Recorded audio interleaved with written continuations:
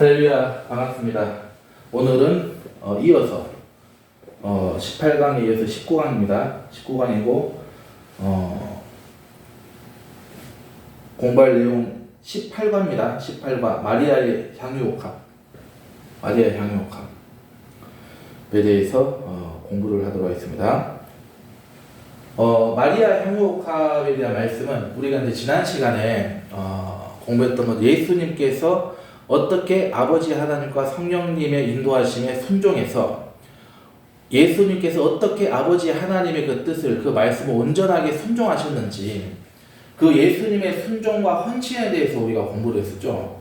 자, 이번에는 우리가 그러면 우리들의 순종은 어때야 되는가? 그 예수님의 순종을 우리는 어떻게 순종해서 우리들의 그 믿음을 통해서 하나님을 온전하게 섬겨야 될 것인지에 대한 이 섬김의 제자도를 우리가 이 마리아 선생님의 이 사건을 통해서 그 의미와 그리고 그 삶에 대해서 우리가 한번 알아보도록 하시겠습니다.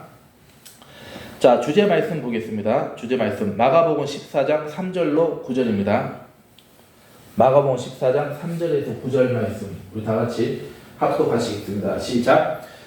예수께서 베다니 나병 환자 시몬의 집에서 식사하실 때에 한 여자가 매우 값진 향유 곧 순전한 나드 한 옥합을 가지고 와서 그 옥합을 깨뜨려 예수의 머리에 부으니 어떤 사람들이 화를 내어 서로 말하되 어찌하여 이 향유를 허비하였는가? 이 향유를 300데나리온 이상에 팔아 가난한 자들에게 줄 수 있었겠도다 하며 그 여자를 책망하는지라.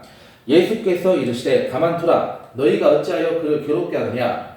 그가 내게 좋은 일을 하였느니라. 가난한 자들은 항상 너희와 함께 있으니 아무 때라도 원하는 대로 도울 수 있거니와 나는 너희와 항상 함께 있지 아니하리라. 그는 힘을 다하여 내 몸에 향유를 부어 내 장례를 미리 준비하였느니라. 내가 진실로 너희에게 이르노니 온 천하에 어디서든지 복음이 전파되는 곳에는 이 여자가 행한 일도 말하여 그를 기억하니라 하십니다. 아멘. 자, 여기서 우리가 본문에 보시면은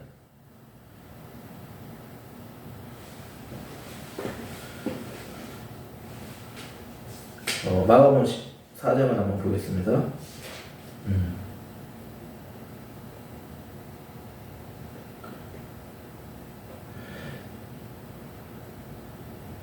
자, 마가복음을 보면은 지금 이 일을 누가 했다고 되어 있습니까? 성경에서 우리가 답이 있죠. 우리가 이제 이 다른 복음서, 우리 마태복음하고 요한복음에 보면은, 이 복음서에 보면은 이제 마리아가 했다라고 그랬어요. 마리아. 우리가 성경에는 마리아라는 이름의 그 여인들이 많이 등장합니다. 근데 우리가 이제 여기서 이제 많이 우리가 이게 착각들, 실수하는 게 뭐냐면은 지금 이 예수님께 이 향유 옥합을 깨뜨려서 향유로 예수님의 장례를 준비했던 이 마리아는 막달라 마리아도 아니고 7 귀신 들린 마리아도 아닙니다. 그리고 예수님의 어머니 마리아는 더더욱 아닙니다. 그러면 여기서 나오는 이 여인은 누굴까? 이 마리아는 누구냐? 자, 본문에서 나오겠습니다만 구체적으로 여기서 말하는 마리아는 지금 누굽니까? 바로 마르다와 같은 자매 그 마리아입니다. 그 예수님 그 발치에 앉아가지고 그 예수님의 말씀을 들었던, 그러니까 예수님께서 집에 찾아왔을 때 이제 그 예수님과 그 제자들을 이제 대접을 하는 것은 이제 마르다에게 맡기고 이제 예수님만 집중하고 예수님만 바라보는 그 여인 바로 누굽니까?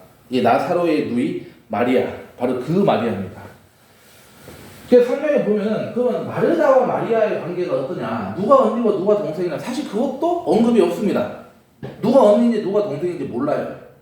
그냥 우리가 보통 우리 이 한국 사람들의 어떤 관점에서 봤을 때, 혹은 이제 그 후대 사람들의 관점에서 봤을 때, 이제 그 마르다가 언니고 마리아가 이제 동생이다 하는 이 인간적으로는 철딱서니가 없는 행동 같이 보이니까 그렇게 보이는데 그것도 몰라요. 성경에서는 누가 언니고 누가 동생인지 사실 얘기가 없습니다. 마리아가 언니일 수도 있어요. 마리아가 언니일 수도 있습니다. 그다음 이제 어쨌든 이 나사로가 오라버니라고 하는 거는 이제 성경에 이제 나와 있으니까 그 이제 그렇게 알 수 있는데 어쨌든 이제 이 마리아가 누군지는 우리가 이제 정확하게 이제 아셔야 되는 겁니다. 이 마리아는 이제 막달라 마리아다, 일곱 귀신들의 마리아다 이렇게 이제 하거나 예수님의 어머님이십니다 이렇게 이제 하면은 이제 골룸이 된다, 창피하다, 하나님께 회개해야 된다 이렇게 되는 겁니다. 저도 이거 실수를 한 적이 있어요 예전에. 그래가지고 내가 이 말씀이 나올 때마다 저는 이제 이것부터 이제 확실하게 하고 이제 넘어가는 이제 아주 전통이 제 인생에 생겼습니다. 웃을 일 아닌데 어쨌든. 자, 그러면 이제 말씀 펼치기로 보도록 하겠습니다. 자, 그래서 그 마리아의 헌신의 기회, 그 다음에 헌신의 과정, 헌신의 열매 이렇게 우리가 이제 포커스를 맞추어서 한번 보도록 하겠습니다. 먼저 헌신의 기회를 보도록 하겠습니다. 예수님은 십자가의 죽음을 며칠 앞두고 베다니에 있는 나병 환자 시몬의 집에서 식사를 하셨습니다. 그때 한 여인이 향유가 가득 담긴 옥합을 가지고 와서 깨뜨리고 향유를 예수님의 머리에 부었습니다. 이 여인은 나사로의 누이 마리아였습니다. 그녀는 예수님이 여러 차례 자신이 고난당할 것이라고 말씀하신 것을 기억하고 주님께 헌물을 드릴 기회를 놓치지 않았습니다. 실제로 며칠 후 예수님은 십자가에 달려 돌아가셨습니다. 마리아는 자신이 갖고 있던 것 중에 가장 귀한 것, 곧 향유가 가득 담긴 옥합을 가지고 예수님께 나아갔습니다. 마리아가 예수님께 가지고 나온 나드 향유는 동방에서 나는 귀한 것으로서 그 값어치가 당시 노동자 1년치 보수에 해당하는 값비싼 것이었다. 자, 당시 노동자 1년치 값이다 이렇게 하는 거는 물론 그 당시에 그 이제 그 기준도 있고 근거가 있습니다. 그런데 이제 그거는 우리가 살고 있는 시대가 아니잖아요. 어쨌든 예수님 당시의 시대잖아요. 그렇기 때문에 그러면 우리의 피부에 와닿으려면은 지금 이 시대의 기준으로 환산하면 되는 거죠. 우리나라에서 최저 생계비가 120만 원인가 130만 원인가 그렇게 알고 있어요. 그러면 1년이면은 얼마가 되겠습니까? 기본으로 1,000만 원이 넘어갔죠. 그러면은 지금으로 치면은 이 나드 향유가 지금 얼마가 된다는 얘기예요? 지금 2022년, 그러니까 21세기 대한민국의 입장에서 보면은 그 얼마어치의 지금 그 향유입니까? 1,000만 원, 1,200만 원짜리가 되는 거예요. 1,200, 1,300만 원을 못 가는 거예요. 그러면 그 돈을 주고 그걸 모았다는 거죠. 그래서 쉽게 얘기해서 이제 많은 학자들은 그러니까 이 향유를 붓는다라고 하는 것이 여러 가지 의미가 있습니다. 여러 가지 의미가 있는데 혼인을 준비하기 위한, 그러니까 이제 혼인을 준비하기 위해서 이제 장내에 이게 죽은 시체를 이제 바르는 기름이기 때문에 이 향유이기 때문에 그래서 이제 장사를 치르는 이제 사람들한테 이것을 이제 돈을 받고 팔고 그 돈으로 이제 혼인을 이제 치러야 되는 것으로 이렇게 또 해석을 하고 있습니다. 물론 어떤 그 구체적인 어떤 이 근거나 어떤 맥락이 있는 것은 아니지만은 그 당시의 어떤 상식적인 어떤 그 행동으로 봤을 때 지금 이 마리아가 가지고 있었던 이 향유가 어떤 목적으로 쓰여졌어야 되는 것인지 알 수 있는 거죠. 그러니까 혼인을 위해서 쓴다라고 우리가 그것을 인정을 하고 우리가 동의를 한다면 수용을 한다면은 지금 어떤 의미가 또 우리가 발견될 수 있는 거죠? 어떤 메시지가 있는 거죠? 지금 이 마리아는 자기의 삶을 온전하게 하나님께 바치겠다는 얘기를 하고 있는 거죠. 자기가 가진 전부를, 아니 자기의 생명을 지금 예수님께 바치는 걸 얘기하는 거예요. 그러니까 장례를 준비하는 것의 의미가 지금 마리아의 이 신앙의 이 결단의 행위는 굉장히 지금 어마어마한 지금 의미를 가지고 있는 거예요. 그러니까 쉽게 얘기해서 이 마리아는 예수님이 자기에게 있어서 복음이라는 것을 믿은 사람이에요.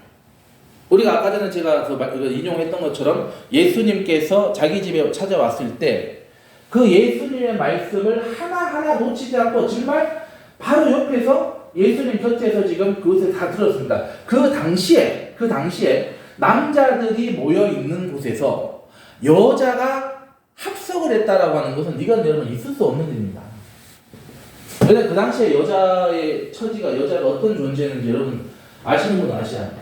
같은 사람으로 남자와 같은 그 동격의 인간으로 취급을 받지 않았었습니다.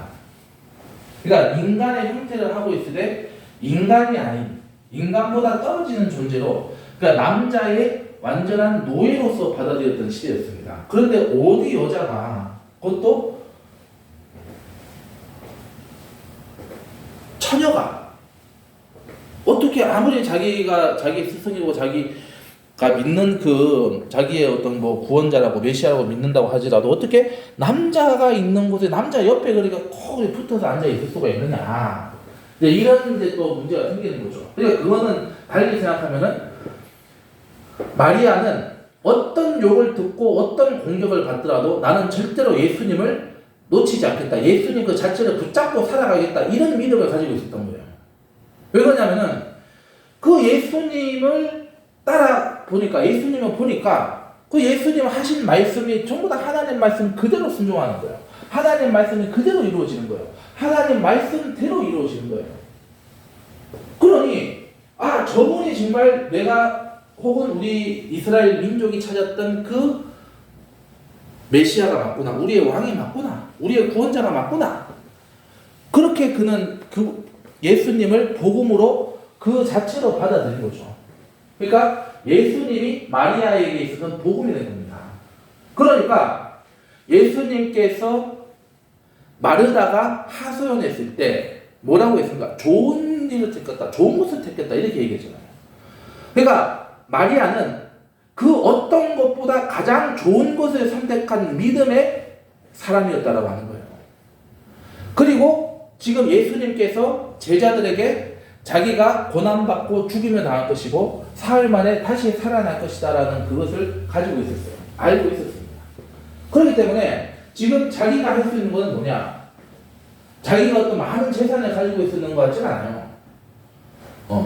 그런데 자기에게 있어서 가장 중요하게 여겨졌던 그 향유를, 그 옥합에 담겨있는 향유를 깨가지고 그 향유를 예수님의 장례를 치르는데 드려야 되겠다. 지금 이렇게 결단을 내리게 됐다는 거죠.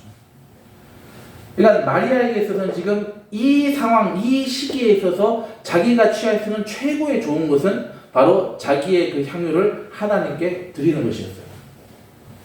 그렇게 해서 장례를 준비하고 하나님의 부활을 그는 소망했던 거죠. 그렇기 때문에 우리의 그 순종, 우리의 이 섬김이라고 하는 것도 바로 하나님의 말씀을 하나님이 이루어 주신다라고 하는 그 믿음 속에서 우리의 삶 속에 복음이 살아 숨쉬어야 되는 거예요.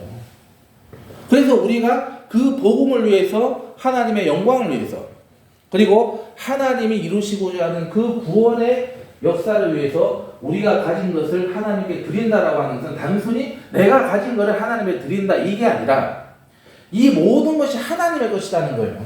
이 모든 것이 하나님의 것이기 때문에 하나님이 원하시는 그때에 하나님의 방식대로 하나님께 돌려드리는 그러므로 해서 하나님의 그 구원의 은혜에 감사하는 그런 믿음을 우리는 이 마리아의 이 순종을 통해서 우리는 보일 수가 있다는 것이죠. 자, 그래서 우리가 이제 헌신의 기회 본문으로 돌아와서 한번 보겠습니다. 자, 예수님은 십자가의 죽음을 며칠 앞두고 베다니에 있는 나병 환자 시몬의 집에서 식사를 하셨습니다. 그런데 한 여인이 향유가 가득 담긴 옥합을 가지고 와서 깨뜨리고 향유를 예수님의 머리에 부었습니다. 이 여인은 나사로의 누이 마리아였습니다. 그녀는 예수님이 여러 차례 자신이 고난당할 것이라고 말씀하신 것을 기억하고 주님께 헌물을 드릴 기회를 놓치지 않았습니다. 실제로 며칠 후 예수님은 십자가에 달려서 돌아가셨습니다. 마리아는 자신이 갖고 있던 것 중에 가장 귀한 것, 곧 향유가 가득 담긴 옥합을 가지고 예수님께 나아갔습니다. 마리아가 예수님께 가지고 나온 그 나드 향유는 동방에서 나는 귀한 것이다. 동방에서 난다. 이거는 일단은 우리가 생각할 수 있는 건 뭐죠? 그러니까 이스라엘에서 예루살렘에서 나지 않는 정말 귀한 것이다. 그러니까 가지고 오는데도 비용이 엄청났을 것이고 그것을 파는 그 가격도 엄청났을 것이다. 근데 그러한 것을 지금 그 예수님께 드렸다, 돌려드렸다, 이렇게 우리가 이제 볼 수가 있는 거죠. 그래서 당시 노동자 1년치 보수에 해당하는 값비싼 것이었다. 그런데도 마리아는 예수님의 은혜와 사랑에 너무도 감사하여 그렇게 비싼 향유를 아낌없이 예수님의 머리에 부은 것입니다.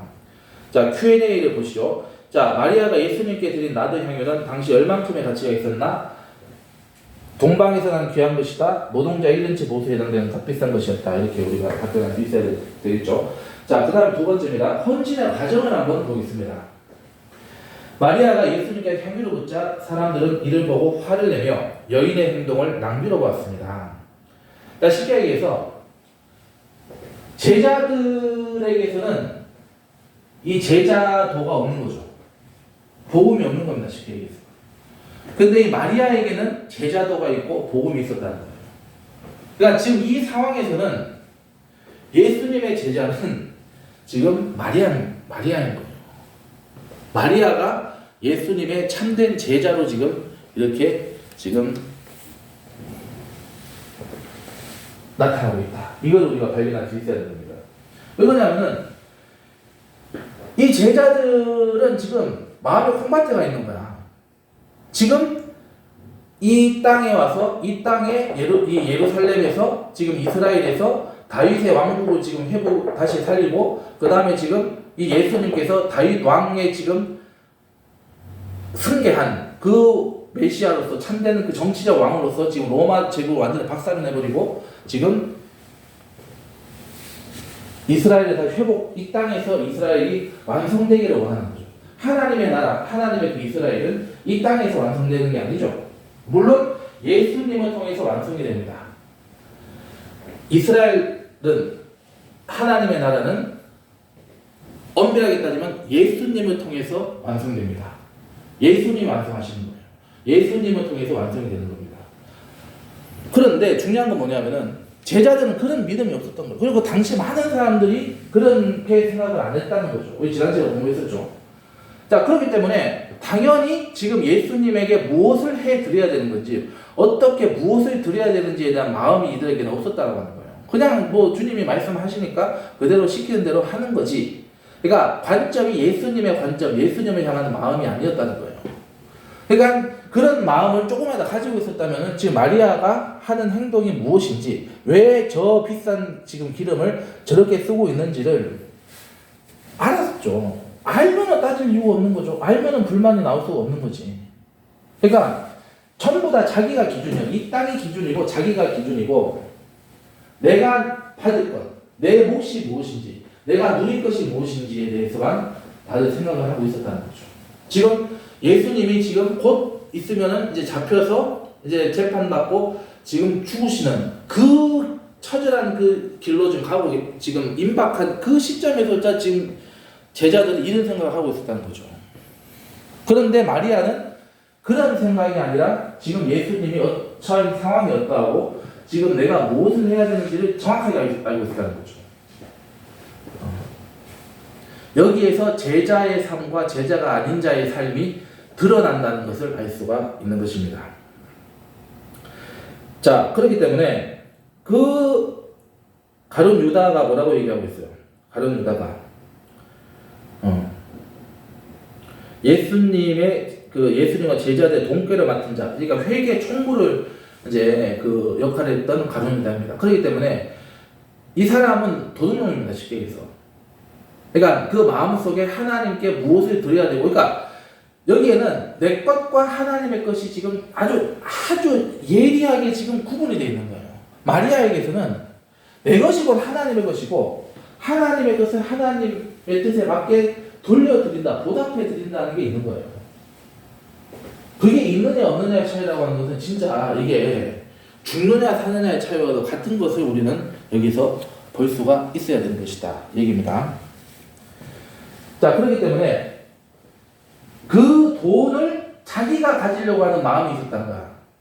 사실 제자들도 그런 마음을 가지고 있지 않지만은 가룟 유다처럼 뭔가 이것이 나한테 돌아올 것이 없는가라는 생각을 가진 거에서는 같았을 거예요. 그러니까 그게 어떻게 되겠어요?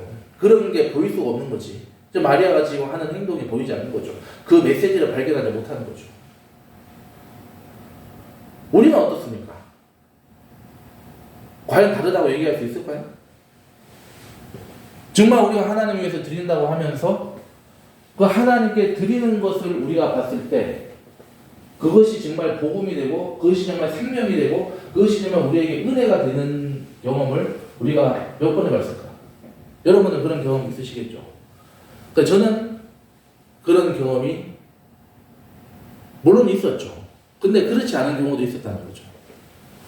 뭔가 아까운 거야. 왜 아깝겠습니까? 그게 내 거라고 생각하니 아까운 거야. 내 거라고 생각하니 아까운 마음이 생기는 거지. 내 것이 아니라고 생각하면 아까울 게 없는 거예요. 물론 소중하게 여길 수는 있겠죠. 내 것이 아니기 때문에 더 조심스럽고 더 잘 관리해야 되고 잘 돌려드려야 되고 잘 써야 되고 그런 게 가져야 되겠죠. 그렇기 때문에 이 마리아는 항상 예수님을 주목했다는 것을 우리가 생각을 해야 됩니다. 물론 우리가 이제 요한복음에 보면은 이제 그 오라버니가 죽었을 때 좀 그 예수님의 마음을 언짢게 이제 한 적도 있지만은 그러나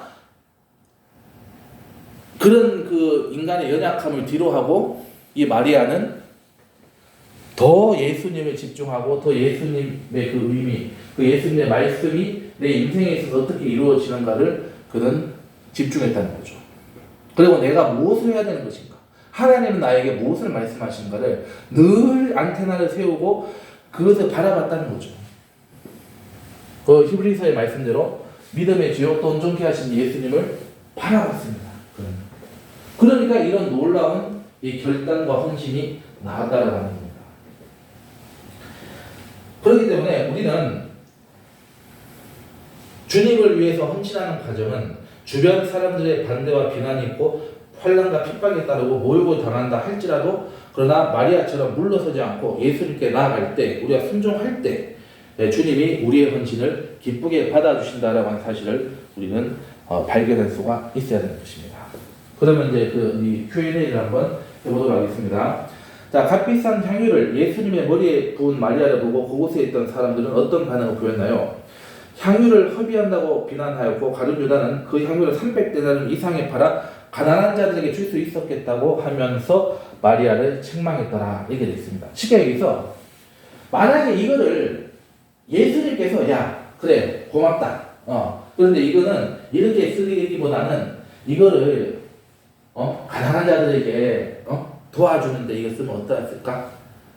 그러면은 가룟 유다의 이 논리가 성립이 될 수가 있죠. 근데 성립 자체가 안 되고 포커스로 잘못 맞춰져 있고 지금 엉뚱한 소리를 하고 있는 거예요 지금. 또 예수님께서 지금 제자들의 이런 모습을 보시고 얼마나 마음이 아팠을까? 저는 솔직히 말씀드리면 예수님이 이 상황에서 이거를 보면서 어떤 마음이셨을까? 이 마리아에게는 마리아의 믿음을 참 하나님께서 기쁘게 받아주셨지만 한편으로 고맙은 마음도 있지만 제자들의 저 모습을 보면서 마음이 얼마나 아프셨을까? 우리 이런 생각을 우리가 할 수가 있어야 되는 겁니다. 자, 그리고 그러면 넘어가서 자, 헌신의 열매는 어땠는지를 알아보도록 하겠습니다. 자, 마리아가 드린 옥합 안에 담긴 향유는 결혼을 위해 평생 모은 마리아의 전 재산이었을지도 모릅니다. 그러나 마리아는 값비싼 향유를 예수님 위해 아낌없이 드린 것입니다. 예수님은 그녀를 비판하는 자들을 나무라시며 마리아의 헌신을 칭찬해 주셨습니다. 예수님은 그녀의 헌신을 받으시고 이 여인의 행위가 예수님의 죽으심을 준비하는 것이라고 직접 선언해 주셨습니다. 실제 나르는 대체로 죽은 사람의 장례를 위해 사용되던 향유였습니다. 당시에는 이 사람의 시체에 향유를 바름으로 시체를 방부 처리하는 풍습이 있었습니다. 예수님은 값비싼 향유로 곧 십자가를 지실 예수님의 장례를 예비한 마리아의 헌신을 최고의 헌신으로 여기시고 귀하게 받으셨습니다. 그리고 온 천하의 복음이 전파되는 곳에 이 여인의 행한 일도 말하여 그녀를 기념하게 될 것이라고 말씀하셨습니다. 마리아의 헌신은 유다의 탐욕과 큰 대조를 이루며 인류 역사상 사람이 하나님께 드린 고귀한 헌신 중 하나로 기념된 것입니다. 영생의 삶을 선물로 받은 성도는 구원을 베푸신 예수님께 감사하고 경배하는 삶을 살아야 합니다. 세상의 어떤 가치보다 예수님을 최고의 가치로 알고 그분을 최우선으로 생각해야 합니다.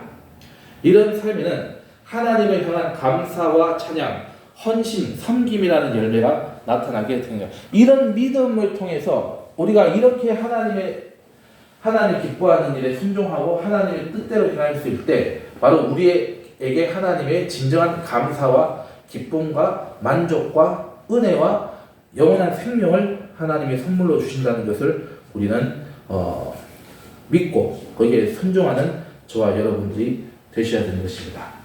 그렇기 때문에 이 나드 향유를 지금 예수님의 장례에 지금 온전하게 바쳤다라고 하는 것은 제가 이 서두에 말씀드린 것처럼 이것은 무슨 의미입니까? 바로 마리아는 자신의 모든 것, 자신의 생명조차도 하나님께 바쳤다는 게 됩니다. 이 그리스도의 신부의 모습을 우리가 여기서 발견할 수가 있다는 겁니다. 우리도 이와 같은 믿음이 되어야 된다는 거죠. 이와 같은 믿음으로서 하나님께 영광 돌렸을 때 그 영광, 그 열매를 통해서 하나님이 높임 받아주시고 그리고 하나님의 나라가 세워지고 하나님의 그 나라가 나타나게 될 것이다. 그리고 그걸 통해서 하나님의 그 은혜가 많은 이들에게 증거되게 되고 또한 하나님의 은혜가 나타나게 될 것이다. 이거를 우리는 오늘 이 공부를 통해서 이 말씀을 통해서 우리의 삶을 통해서 하나님의 일하심을 우리는 늘 감사함으로 또 기대함으로 소망을 가지고 나아가야 된다는 것을 말씀드리게 드릴 수가 있는 것입니다. 자, 가난한 과부가 두 렙돈 곧 한 고드란트를 하나님께 바치는 것, 그것을 예수님 칭찬하셨습니다. 그리고 또 그 의미에 대해서 말씀을 해주셨습니다. 사실은 우리가 이 성경학자들 간에는 이게 칭찬인지 아니면 이것을 통해서 그 당대의 어떤 종교 지도자들과 어떤 허위적인 믿음에 대한 어떤 고발을 했다라고 이렇게 해석하는 경우도 있습니다. 저는 그것도 맞다고 생각해요. 그 두 가지가 다 칭찬과 책망이 다 예수님께서는 주셨다고 생각합니다. 저는 그렇게 받아들입니다. 근데 중요한 건 뭐냐면은 이 여인은 지금 자기 자신을 그렇게 드린 거예요. 헌금의 많고 적고에 중요한 게 아니에요. 뭐 나드라고 하는 이 향유가 무슨 뭐 그렇게 귀한 거를 드렸으니까 뭐 대단한 거 그게 아니라는 거죠. 그것을 드림으로 해서 그것의 의미를 주님께서 받아주셨다는 거죠. 그러니까 우리가 어떤 조건을 가지고 하나님께서 우리를 구원해 주신 게 아니라는 겁니다. 우리를 그냥 사랑해 주셨던 거예요. 그 하나님의 사랑으로 우리를 사랑해 주시고 하나님이 어떠한 분인지를 우리를 통해서 확인받고 싶으셨기 때문에 우리에게 그 은혜와 사랑을 베풀어 주시고 하나님이 얼마나 좋으신 분이신가를 우리를 통해서 고백하고 찬양하게 하시는 것이 바로 인간의 창조 목적입니다. 그렇기 때문에 우리가 예수님의 참 제자라고 한다면은 이 마리아 선생님과 같은 이러한 믿음과 이러한 헌신을 통해서 하나님을 만나고 하나님께 영광 돌리는 그러한 삶이 되어야 되는 것입니다. 자, 그러면 이제 Q&A 해보겠습니다. 예수님은 향유를 드린 마리아의 헌신은 무엇이라고 말씀하셨나요? 예수님은 값비싼 향유로 마리아가 힘을 다하여 예수님의 장례를 미리 준비했다고 말씀하셨습니다. 그리고 마리아의 헌신을 귀하게 받으시고 복음이 전파되는 곳마다 마리아가 행한 일도 말하여 그녀를 기념하게 될 것이라고 말씀을 하셨습니다. 기도하겠습니다. 사랑의 하나님 감사합니다. 아버지, 저희들이 바로 예수님이 우리의 삶에 있어서 생명이 되시고 복음이라고 하는 사실, 진리이자 말씀이라고 하는 사실을 주여 잊지 않게 해주시고 그 말씀에 순종하는 저희들 되게 해주시옵소서. 그래서 그 모든 것이 하나님의 것인데 우리의 생명조차도 하나님의 것임을 저희들 인정하고 우리를 온전하게 하나님께 드리고 저희들이 가진 것을 하나님께 돌려드리고 하나님께 영광 돌리는, 그래서 하나님을 높이고 하나님을 자랑하는 저희들 될 수 있도록 역사하여 주시옵소서. 감사하고 예수님의 이름으로 기도드리옵나이다. 아멘. 감사합니다. 수고하셨습니다.